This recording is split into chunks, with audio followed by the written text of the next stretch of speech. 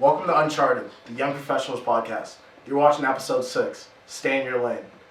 My special guest today is Philip Masota, aka Nature Jesus. What's going on, Chris? Hey, thanks for having me on, bud. No problem. I've been following you for a while, and I love your unconventional style of things. I wanted to know if you can speak to some of the things that maybe set you apart or have differentiated you.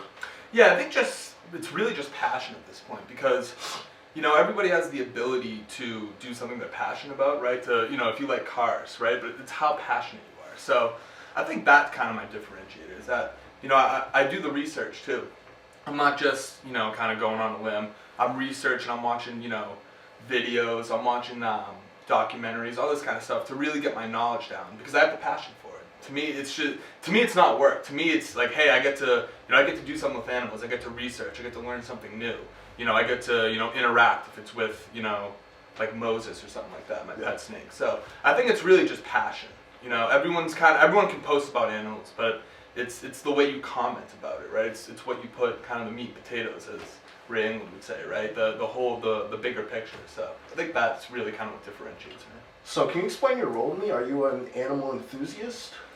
I'm an animal enthusiast, and I'm also hopefully going to be an exotic wildlife enthusiast. But it's really just, I'll be scouring the internet, right? And kind of all started with going on Instagram. I'm seeing like all these really cool videos of whatever sort of animal doing something. And I was like, how can I share that with people? Because I love animals. I have since I can remember when I was like 6 watching like Steve Irwin, the Wild Kratts, bro, like those kind of, So I really wanted to find a way to outlet that to other people. So I would say I'm also an enthusiast, but I grew up on a golf course, so I've been handling garter snakes, friends' pet snakes. I know one of my uncles has like a big Burmese python who's like 8 feet. And when I was like 12, 13 years old, I can remember going over his house and actually handling it. So it's kind of, I wanted to get more. I actually plan on moving to Florida upon graduation to be more centered towards wildlife, to be near alligators, bigger sized snakes. So I'm transitioning from more of an enthusiast to hopefully an actual handler. So that's kind of the plan right now. I like that. I like the vision you have set up. Have you had naysayers along the way? Oh yeah, I've had, people, it's funny, people that I haven't seen in probably like 5 or 6 years, like random people saying, like voting no on my polls, like, hey, do you guys like my content? They'll vote, and I'm like, but, a couple of my family members will give me, joke around and kind of razz me a little bit, but it hasn't been to the point where I felt like, man, maybe I should stop, and I don't think I ever will. It's something that, I love. I don't do it for other people. Exactly. I do it because I'm passionate about animals, and the people that are passionate with me, they'll follow me, and they'll comment, and they'll ask me questions, and the people that don't want to, they don't have to follow me. Exactly. You're staying in your own lane, and that's something I can appreciate. I've always prided myself on doing my own thing, and I consider myself super self-sufficient, and I just like doing my own thing. I've never been one to follow crowds or just do anything outside of myself. And what song was it? I don't want to be anything other than myself. Exactly. Want to be anything. Exactly. That song resonates with me a lot because I like doing my own thing. The way I go about things is unconventional. My vision of success is not synonymous with yours, and vice versa. And we can appreciate the fact that everyone has their own nuances they like, the different ways they can go. And we understand this, and the beauty of it is we're all different. We're all different living organisms. Of course, we're going to have different tastes, and whatever ties you into something is what ties you into something. You shouldn't go into something without liking it, without being passionate about it, and because one of your friends does it. Exactly. To kind of build off that, so I actually went to a trade school for high school. Really? Right, and I wanted to do graphic design originally. That's what I was like, that was really exciting me. I was like, make my own logos, do all that stuff. But all my friends were gonna do construction trades, and like, yo, that's stupid. You shouldn't do that. And I didn't do it, and I took masonry. And that, looking back on it now, that was a really important decision in my life, where I could have taken a path of, doing graphic design and maybe not even going to college, right, and taking that route compared to doing construction and then going to Plymouth State in business. So, but to your point, is that influenced me, and I'll never forget that because I didn't really want to make that mistake again. I didn't want to alter my life and change my life because of someone else's views. And I've learned along the ways too is you see which friends in your family are loyal with you.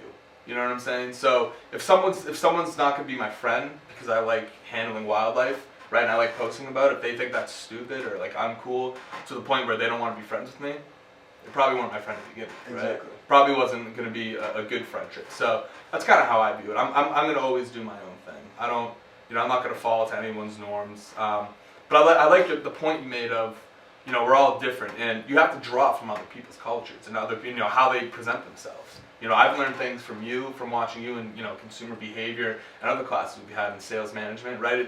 And it's learning about what other people do and how you kind of can take and learn from that and discard some of it. Exactly. Watching over people and seeing how they go about things gives you another set of eyes, like new insight, and that's something I love seeing. I love understanding other people, like how they go about things.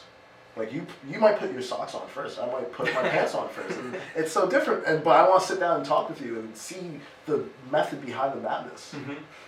Do you have any stories of how, or do you have anything to say to kids who are struggling to find their path right now, or indecisive because they have naysayers in their ears and they have people who are telling them otherwise? Yeah, it would just be to persevere. It's because no matter what path you go down, there's always going to be people telling you, saying you can't do it. You can't do it. If you let people influence you that early, you're going to have a real problem on your hands. So to the younger kids that are feeling that way, is just ignore it. It's tough to say it now, right? It's tough to ignore being, harassed by your peers or something like that. But in the end, it'll pay out because you'll be your true self. You don't want to be that person that tries to conform to everybody's needs and wants and end up being something you have no idea even what you are, right? You become this person that has all these interests that don't even pertain to you. So it would be to just stay yourself. It'll all work out in the end. That's interesting you say that, because I sat down with Ray England actually, and he told me the same thing. You can't please everyone. You can't say yes to everyone. And my caring nerd nature, and I'm a people pleaser. I am a people person, and there are times I do have a problem with saying no, and I'm working on it, but you can't please everyone. Yeah, and we all have that problem too. I have that sort of issue too. Is you want to help everyone. You want to be that person that, hey, if someone's relying on you to do something, you do it. And if someone really needs it, I'm definitely going to be there. And then it gets to that point where it's like they're just kind of exactly. draining the well a little bit. Are they happy when they do something for you, or do they appreciate it? Bingo, right? Are they gonna, if you ask them for something, are they gonna give you a hard time? When you be like, hey man, I remember that, because that's what I'll do. If someone, it could be, one of my buddies actually from back home. He needed to be picked up somewhere. I was like, hey, I remember way back in high school, you picked me up from all the way, I think in Rhode Island or something. I got you. I'll be right there. And I drove down from Plymouth. But it's just remembering what people do for you and how much do you care. Exactly. How important are they? I'll never count favors unless you force me to. But exactly. Yeah. Exactly. It's not. A couple of my friends, we'll go to Dunkin' Donuts or something like that, and whoever's in the driver's seat like that will pay. I'm not gonna make them give me like $2 or $3, and it's not a favor. It's just like that's my friend. I'm gonna help them out. It's no problem. Exactly. $2 is no skin off my back for to help one of my friends. That's how I see it. Exactly. On this show, we talk about transition a lot. How do you think your transition is going to be from this, where you are right now, to after we graduate and to your future endeavors down in Florida? Well, and that's a good question. I think I have it mapped out pretty meticulously. I have a lot of plans and very specific routes I want to take, and that's all good and well until life happens. Exactly. Right? Because I had a bunch of different plans coming into college, and they've all changed. So I think to answer your question is, the way to transition is to just keep working hard. It's not going to happen overnight. I'm not going to go viral. I mean, potentially, but I'm not going to go viral overnight in one video. You're not working. You're not doing it to go viral. You're doing it because you like it. And if you do that over a sustained period of time, eventually good things will happen to you. And that's kind of how I see it, dude. It's not interfering with my life. It's not like I'm taking semesters off, right? Or I'm spending like $10,000 to go to some place.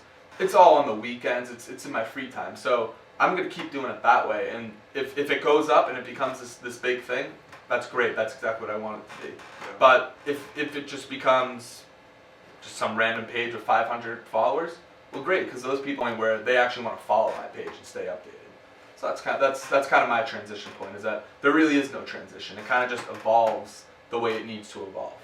And that's kind of my that's I love the overall essence of you staying in your lane and you doing everything to better yourself. And the people who see your vision and the people who you impact from that, it's going to pay dividends in their lives also. So I appreciate you for Absolutely. that. Hey, Chris, really appreciate that, man. Really appreciate having me on. No problem, brother. Definitely enjoyed it.